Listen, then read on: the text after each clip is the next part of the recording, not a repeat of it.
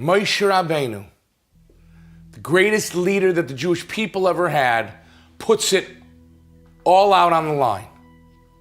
And he says, Hashem, if you don't forgive the Jewish people, then you know what?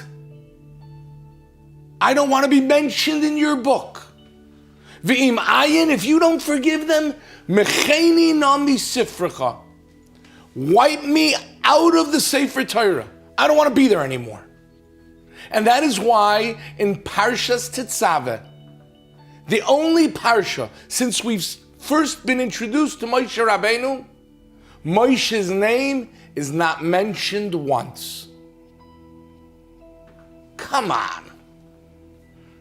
Rabbeinu Shalom, it's Moshe Rabbeinu. Because he threatened, and a tzaddik that says something, every word needs to be so calculated that since he mentioned it, even as a threat, you're removing his name from the Sefer Torah for one parsha? Couldn't Hashem have let it go just once for Moshe Rabbeinu? And the answer, says the Chiddushei Arim, is exactly the opposite from what we tend to think. We think that Moshe Rabbeinu had consequences for the threat of being removed and erased from the Sefer Torah. He said, Mecheni nami sifrecha, so Hashem erased him. That's not what happened. Rather, Hashem knew how truly humble Moshe Rabbeinu was. And theoretically, ideally, he would have loved to never have his name mentioned. And Hashem says, you know what, Moshe? Because you stood up so strongly for the Jewish people, because you put it all on the line, I will grant your request once. I will afford you the luxury, the privilege, the honor of not having your name mentioned in one parsha, Parshas Tetzaveh. We have it all wrong. We think that the great people are the ones that have their names plastered all over the place. But the real great people are the ones who are hidden behind the curtain. The Moshe Rabbeinus who beg to have their name removed. Rav Shmuel Rozovsky was the Rosh Yeshiva of the Panovich Yeshiva in Bnei Brak. And in its early years, they had the yeshiva in a small house. There was no janitorial crew to clean the house.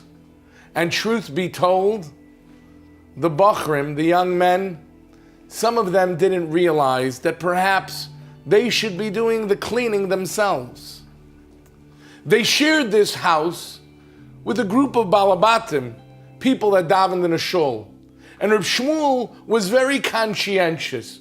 He knew that many of these boys didn't have much of a life, didn't have much of a family. It was in the late 1940s. And so Reb Shmuel decided, you know what?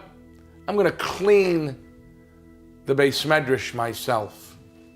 I'm going to clean the hallways myself. I am going to clean the bathroom myself. And that's what he did. This great Rosh Yeshiva, this tzaddik of a man, would bend down on his hands and knees and scrub toilets. Because he didn't want there to be a Chil Hashem. He didn't want for the people that daven there to think that look at these yeshiva boys, they leave it so sloppily. So he cleaned it himself. Even though it was not befitting for a man of his stature. Didn't leave the dirty work to others.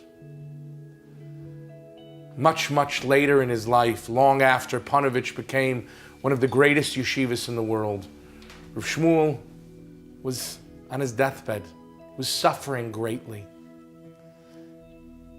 And someone heard him offer the following prayer to Hashem. the following request. Rabbeinu Shalom, in my younger years, when the yeshiva didn't have a janitorial crew, I got down on my hands and knees. I scrubbed the toilets for your honor, so that people should think that your children are great. And I'm asking you, let me suffer a little less now. Let the pain be diminished just a little bit, please. Next time somebody omits your name when you deserve to have your name mentioned, don't look at it as an oversight. Look at it as a gift from Hashem. That honor will be repaid. Kol habayreach min hakavod. Those that flee from kavod, the kavod will find you. The honor will find you. Moshe Rabbeinu is unparalleled as a Rebbe. Shmuel Rozovsky, legendary tzaddik, no one will ever forget the Torah that he taught.